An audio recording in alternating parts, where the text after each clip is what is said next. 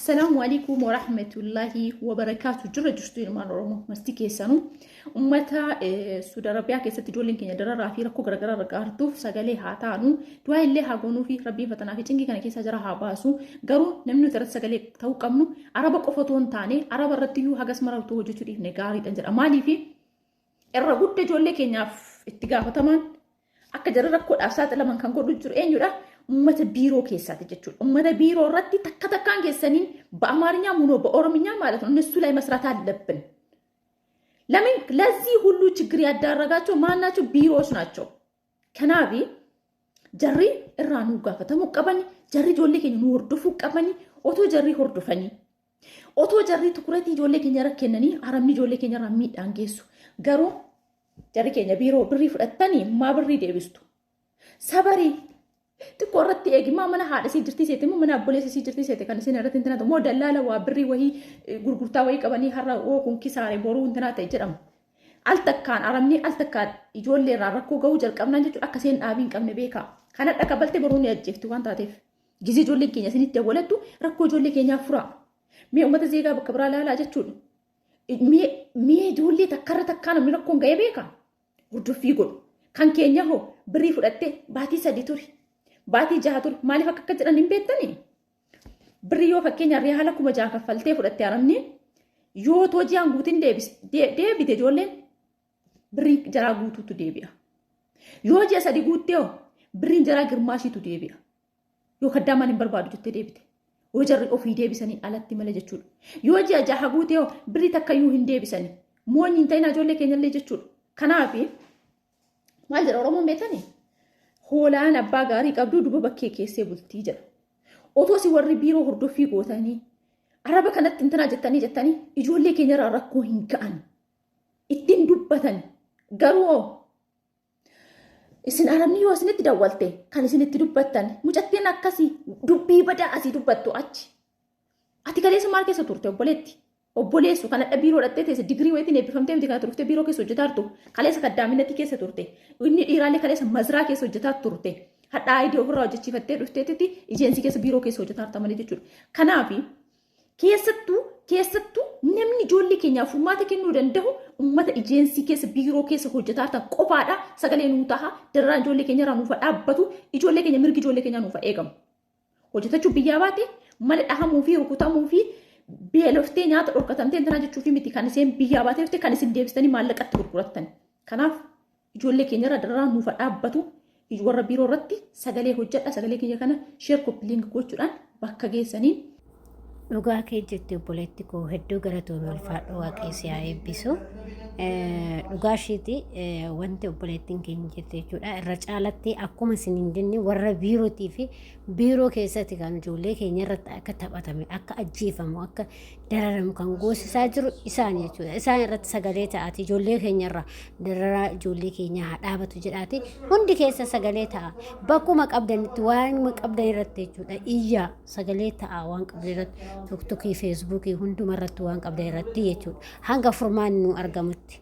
Obboleeta koo ati yoo gaarii taate manni kee gaarii ta'eeti nyaаттee quuftee dibattee bashannantee hirriba kee gaarii qabdu obboleettiin keessi biraa immoo dararamaatuma maa nyaata dhabaa yoo akkatti jiraattu sitti hin dhaga'amu. Kana ofii keessanii dhugaa rabbi sirriitti yaadate hundi keessanii nuti maaltu nu dhagaa namni fooloo takka yoo qabaatte iyyuu fooloo kuma takka yoo qabaatte iyyuu 500 yoo qabaatte iyyuu 200 yoo qabaatte iyyuu sagalee ta'e 100 yoo qabaatte illee sagalee ta'e maaliif namoota viidiyoon keessu namoonni takka arguu danda'a namni baasuu danda'a namoonni bakka garagaraatti sheerii si gochuu danda'u sagaleen kee deemuu danda'a.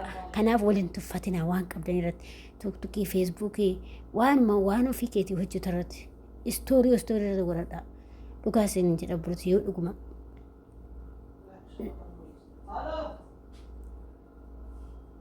dhuguma lammummaa isinitti dhagahame yoo dhuguma lammummaa isinitti dhagahame ta'e dhugaa yoo lammummaa dhuguma isinitti dhagahame ati hundi keetu jechuudha dhiiras ta'ee shamaras ta'ee yoo dhuguma lammummaa isinitti dhagahame biyya keessa jiraadhu biyya alaas jiraadhu biyya feetii jiraadhu biyya guddattee jiraadhu xiqqattee jiraadhu yoo dhuguma lammummaa isinitti dhagahame dhiigumti kun isinitti dhagahame ta'e hundi keessanuu irratti hojjedhaati akka nurraa cufamuudha. Bakka nuti kan barbaannu nurraa cufamuudha.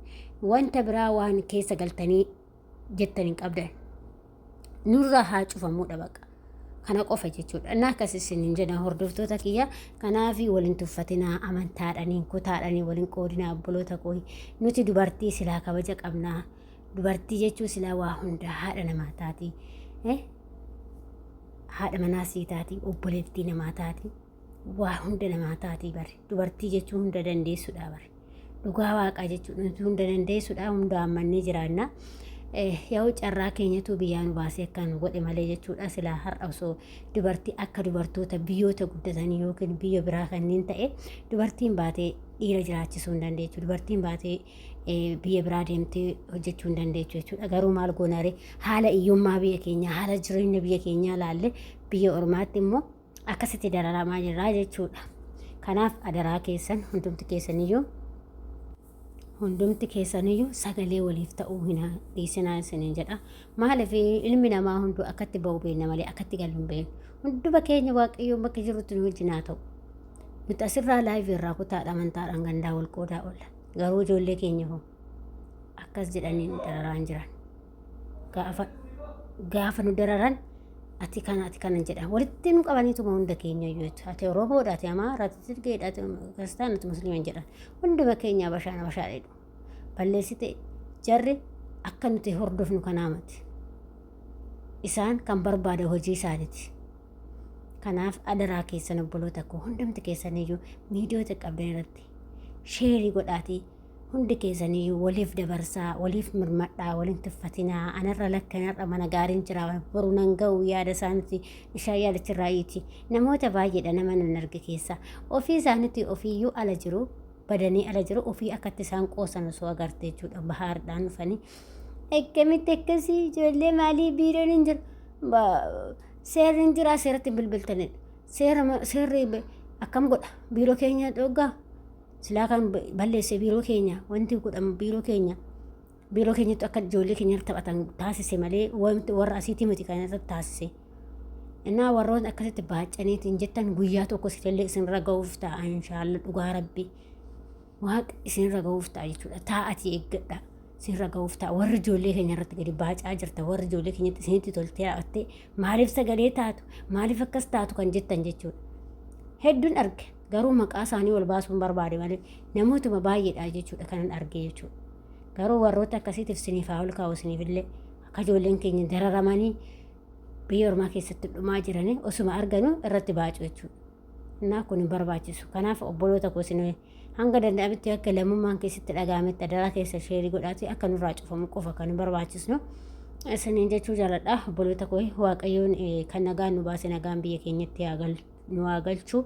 Dhugaa rabbii jechuudha. Akkanatti dararamee jiraachuurra iyyummaa keenya biyya jiraachuu nu wajji. Dhugaa rabbii ani edoo manni naa ta'uu baate qaatan biyya kana galaan. Osoo manni gaarii ta'uu baate akka maatii kootti hin jiraadha malee qaataan galee jechuudha. Hin danda'u mataan koo nan danda'u dhugaa isiniin jedha jechuudha. Maaliif bakka firii ta'ee jiraachuu barbaada malee ani cinqamee ishee wajjiniin halkanii guyyaa ciqinciqiin jaaladhu jechuudha. Kana akkati ijoolleen keenya danda'aniyyuu hin beeku. Waaqayyo dandeettii isaaniis haa kennuuf ammallee isiniin jedha. Adaraa keessan ammallee sagaleen dhaabinaa. Adaraa keessa sagalee ta'a. Adaraa keessa sagalee nuuf ta'a. Ijoollee Saawud Arabiyaa jirru adaraa keessan isiniin jedha. Kanarra waanan jedhuun qabuani. Waaqayyoon harka diinaa keessa ijoollee harka keenya diinaa keessa jiranis harka haa baasu isiniin jedha. Nagaa ta'a fayyaa ta'a hanga viidiyoo irratti